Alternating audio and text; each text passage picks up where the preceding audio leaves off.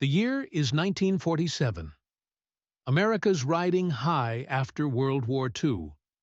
But in the dusty plains of New Mexico, something strange is about to happen. Something that will ignite a mystery that burns brighter than ever, even today. Get ready, because we're diving deep into the Roswell Incident. The crash, the cover-up, and the decades of conspiracy that followed. For decades, the Roswell Incident has captivated imaginations, fueled endless debates, and inspired countless movies and TV shows. But what really happened out there in the desert? Did a flying saucer crash? Did the government hide the truth? That's what we're here to explore, separating fact from fiction in the Roswell saga. To understand Roswell, you gotta understand the time. 1947. The Cold War is brewing, and America is on edge. Roswell itself? A small, relatively isolated town, home to a crucial Army airfield, the 509th Bomb Group, the only unit in the world at the time that possessed atomic weapons. So, already, there's a sense of heightened security and secrecy in the air. Now, enter W. Brazel, a local rancher. In early July 1947, after a particularly violent thunderstorm, Brazel discovers strange debris scattered across his Foster Ranch, about 75 miles north of Roswell. He describes metallic, lightweight material, some kind of tough, paper-like substance, and unusual symbols.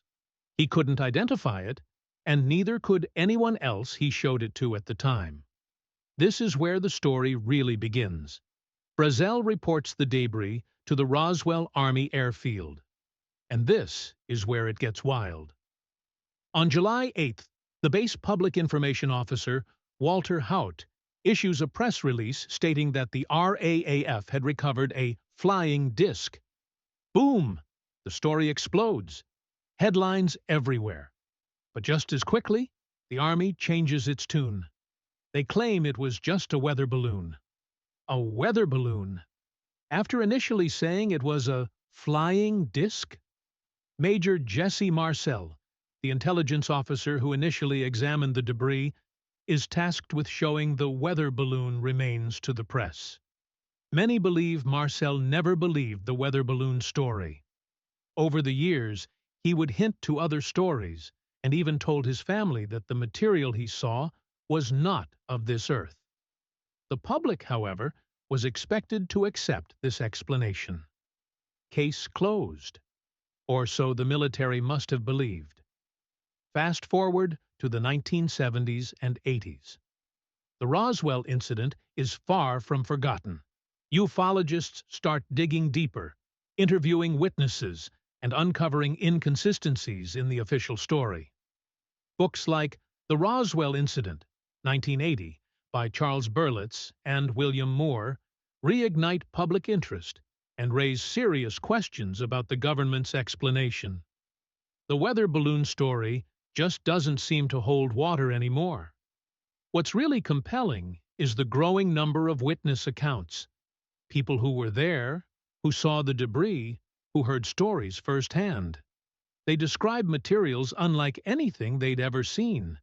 And some even talk about seeing bodies, small, humanoid figures. Of course, witness testimony can be unreliable. Memories fade, stories get embellished, but the sheer number of corroborating accounts is hard to ignore. In the 1990s, the Air Force releases a report claiming the Roswell debris was actually from Project Mogul, a top-secret program that used high-altitude balloons to detect Soviet nuclear tests. This became the new official explanation. But again, many aren't satisfied. Is it plausible that the initial weather balloon explanation was a cover for Project Mogul, which also needed to be kept secret? Sure, but Project Mogul was initiated months before the incident, but the military claims the project was still top secret. Now we get to the really controversial part: the alien bodies. Some witnesses claim to have seen them, and some even alleged that autopsies were performed at Roswell Army Airfield.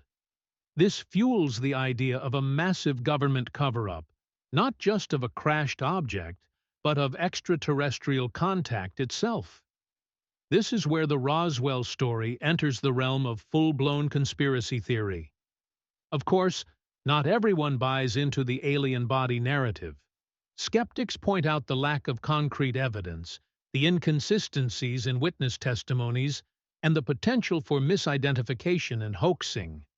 They argue that recovered crash test dummies could have been mistaken for alien bodies, that the alleged autopsy footage is fake, and that the entire story has been sensationalized over the years.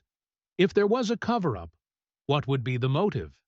Well, in the context of the Cold War, national security would be paramount. The government might fear that revealing the existence of advanced technology, whether from a foreign power or an extraterrestrial source, could give an enemy an advantage. They might also worry about public panic and social disruption. Imagine the chaos if the world suddenly learned that aliens were real. So, what really happened at Roswell?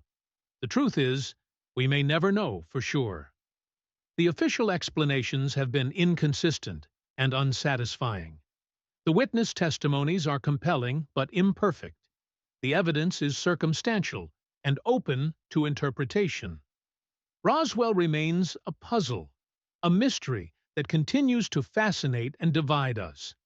Whether you believe it was a crashed weather balloon, a Project Mogul balloon, or something far more extraordinary, the Roswell incident is a reminder that there are things we don't understand, secrets governments keep, and mysteries that linger in the shadows.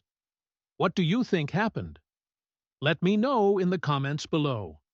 And don't forget to like and subscribe for more deep dives into the unexplained.